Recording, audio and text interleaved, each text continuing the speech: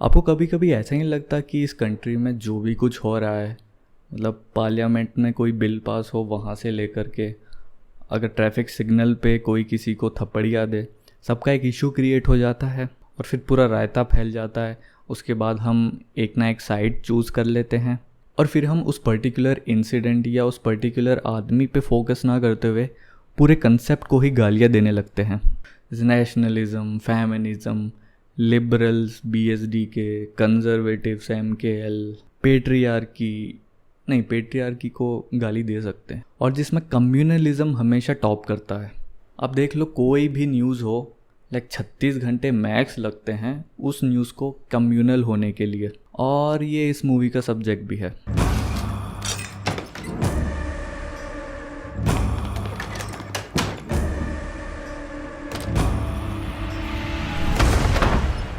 और मैं ये माइक ऐसे ही पकड़ने वाला हूँ, आपको अगर पसंद नहीं तो कमेंट्स में मुझे बता देना। Kuruthi starring Prithviraj and Roshan Mathew is a very well written crime thriller. तो सीधा पॉइंट पे आते हैं। मूवी की सबसे अच्छी बात यह है कि मूवी बहुत ही थ्रिलिंग है। इनके जो डायरेक्टर है मूवी के, मन्नू वारियर, उनको सच में पता है कि सीन्स में टेंशन कैसे बिल्डअप करते हैं। एक मूवी आई थी बहुत सालों पहले, इनग्लोरियस बास्टर्ड, टेरेंटिनो भाई साहब की मूवी थी वो। और वो मूवी ना बहुत डायलॉग हैवी थी, खाली डायलॉग ही थे उसमें, एक्शन से ज़्यादा। लेकिन जो डायलॉग्स थे उनमें एक टेंशन बिल्डअप होती थी कि आपको पता है वॉयलेंस होने वाला है। मतलब दो कैरेक्टर्स बस आपस में बैक एंड फोर्थ कॉन्वर्जेशन कर रहे होते हैं और उस पर्टिकुलर सीन में एक टेंशन बिल्डअप हो रही होती है। लाइक वी कैन फील कि कुछ बुरा होने वाला है। और यही फिल्म मेकिंग का एक बहुत अच्छा क्राफ्ट होता है, एक स्पेशली एक थ्रिलर मूवी का। और यही जो इस फिल्म के डायरेक्टर हैं उन्होंने काफ़ी अच्छा नेल किया है। और मूवी के जो एक्शन सीन्स हैं वो भी काफ़ी अच्छे हैं, काफ़ी अच्छे से कोरियोग्राफी की गई है उनकी। एंड अगेन, क्योंकि एक्शन सीन्स के पहले का जो बिल्डअप है, जो डायलॉग्स है, वो इतने इम्पैक्टफुल हैं कि उनके बाद जो एक्शंस होते हैं वो भी बहुत इम्पैक्टफुल लगते हैं। स्टोरी की बात करें तो जो इब्राहिम का कैरेक्टर है, प्लेड बाय रोशन मैथ्यू, उसके एक वाइफ और एक बेटी की डेथ हो जाती है एक एक्सीडेंट में, और 1 साल हो चुका है इस एक्सीडेंट को, और वो उससे उबर रहा होता है धीरे धीरे। उसका एक छोटा भाई भी है, तो वो गलत संगत में जाने लगता है। उसको ये लगता है कि जो पूरी दुनिया का सेंटीमेंट है वो काफ़ी एंटी मुस्लिम है, और वो अपने आप को और अपनी पूरी कम्युनिटी को विक्टिम की तरह देखने लगता है। And he is angry about it. Ibrahim की एक बचपन की फ्रेंड भी है जो उसके पड़ोस में रहती है, और वो हिंदू है। अब एक रात ना इनके घर पे अचानक ही एक पुलिस वाला टपक पड़ता है और साथ में ले आता है एक सस्पेक्टेड मर्डरर। और वो उन लोगों से बोलता है कि आज रात तो मैं यहीं पे रुकने वाला हूँ, और ये जो मर्डरर है ये भी यहीं पे रुकेगा। और ये स्टोरी उसी उसी नाइट की स्टोरी है। लाइक उस नाइट के दौरान क्या क्या होता है उस घर में, इससे ज़्यादा स्पॉइल नहीं करूँगा मैं।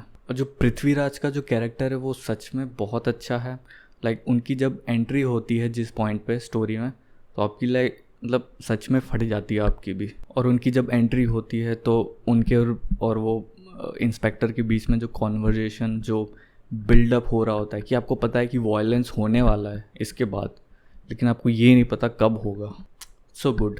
वो पृथ्वीराज का कैरेक्टर ना खेल रहा होता है इन लोगों से। और इब्राहिम के जो फादर का कैरेक्टर है वो भी बहुत फ़नी है इस मूवी में। और मूवी के क्लाइमैक्स में एक सीन है जब इब्राहिम के जो फादर हैं वो रेडी हो रहे होते हैं क्योंकि उनको जीप ड्राइव करनी है। वो पूरा सीन बहुत ही हिलेरियस, एकदम बैड एस कैरेक्टर है वो। और मूवी काफ़ी रेलेवेंट है आजकल देश में जो भी हो रहा है। लाइक कुछ भी नई न्यूज़ आती है तो कुछ ही देर में या तो उसको नेशनल सेंटीमेंट से जोड़ दो या उसको कम्युनल कर दो। And it is actually very sad.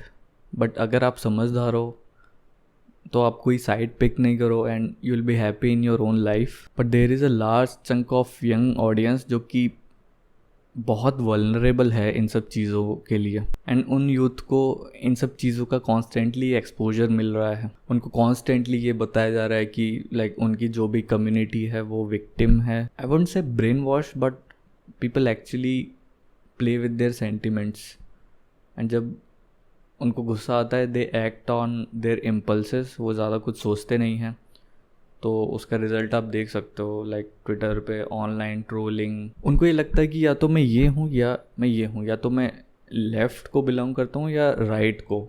They can't think like कि मेरी भी कुछ अपनी थॉट्स हो सकती हैं, but there is still hope I think. I don't know, you decide on your own. Movie वैसे बहुत ही अनबायस्ड है, लाइक कम्युनल टॉपिक पे इससे ज़्यादा अनबायस्ड मूवी मैंने नहीं देखी। इससे ज़्यादा unbiased movie. It will make you think, it will make you do introspect, like आप अपने बच्चों को क्या सिखा रहे हो। और मूवी में एक डायलॉग भी है कि चाहे हमारे बच्चे अनपढ़ रहे, हमें उससे कोई प्रॉब्लम नहीं होती, बट बचपन से ही बच्चों को किन लोगों से हेट करना चाहिए ये ज़रूर हम उन्हें बता देते हैं। हाँ, ऑब्वियसली ऐसा हर किसी की थिंकिंग नहीं होती, but mostly it is true. Sadly ending में भी ऐसा ही है, there is hope but still future looks dark. एक क्लिफ हैंगर पे मूवी एंड हो जाती है और ऑडियंस पे है डिसाइड करने का कि उसके बाद क्या हुआ होगा। An open ended ending which I like. आप ये मूवी अमेजन प्राइम पे देख सकते हैं। नेक्स्ट वीडियो में मिलते हैं, तब तक के लिए टेक केयर।